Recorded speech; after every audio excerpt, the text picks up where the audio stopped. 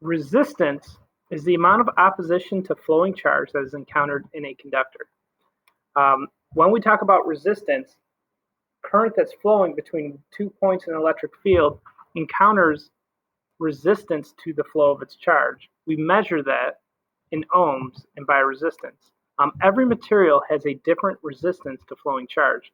So when we talk about what wires are made out of, and we said that we use wires and circuits to move charge from one position to another position, each material has a different resistance to that actual flow.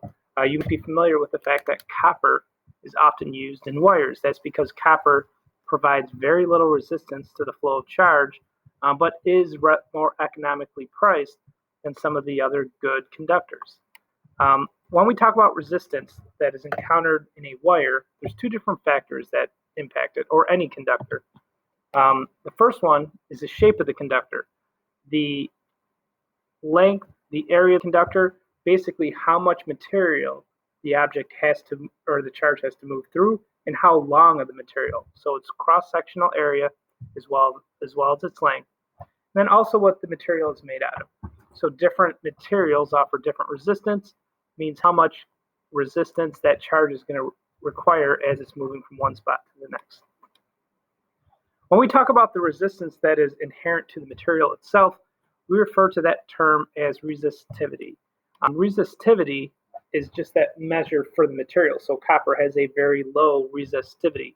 When we want to find out the resistance of a wire, we can use the equation that resistance of that wire is the resistivity of the conductor multiplied by its length divided by its cross-sectional area. So that grasps the shape of it, the length, and the area, cross-sectional area, as well as grasping how resistive the material that's moving through is. And this tells us how much resistance is encountered in a particular wire. Talking about resistors themselves, we consider a good resistor one that impedes the flow of electricity to be longer, thinner, and hotter. The hotter the temperature of a conductor, the more the charges inside the conductor are moving around, the more likely it is that they encounter moving charge and impede its flow.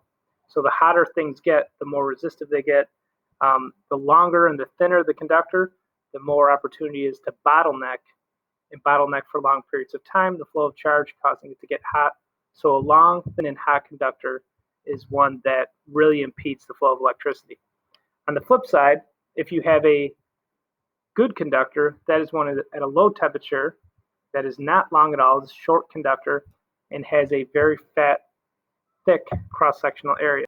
I've also included here a table showing some very common resistors or conductors used: aluminum, copper, gold, nichrome, silver, tungsten, copper being the most prominent one. These are conductors that are used in electronics to move charge around. So let's do an example of resistance. In this example, you've measured the resistance of a wire to be 2.53 milliohms. You've measured the radius of the wire to be 1 millimeter, and you have a piece of wire that is 50 centimeters long. We want to know what the material the wire is made out of.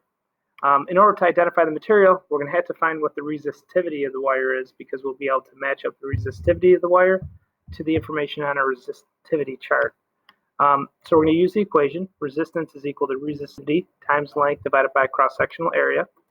And our resistance, 2.53 milliohms, which is 2.53 times 10 to the negative 3 ohms. We're trying to find the resistivity here. The length of it is 0.5 meter. And we have the cross-sectional area. Since wires are round, the cross-sectional area is going to be pi r squared. So we have pi times 0.001 meters squared. That gives us a resistivity of 1.6 times 10 to the negative 8 ohm meters. Looking at that chart that I showed you on that last page, we can see and try to match up this resistivity with the material it's made out of. And we see here that silver itself is 1.59 times 10 to the negative 8 ohms per meter. And our resistivity of this wire is 1.6 times 10 to the negative 8 ohms meters. So we know that this material itself is silver.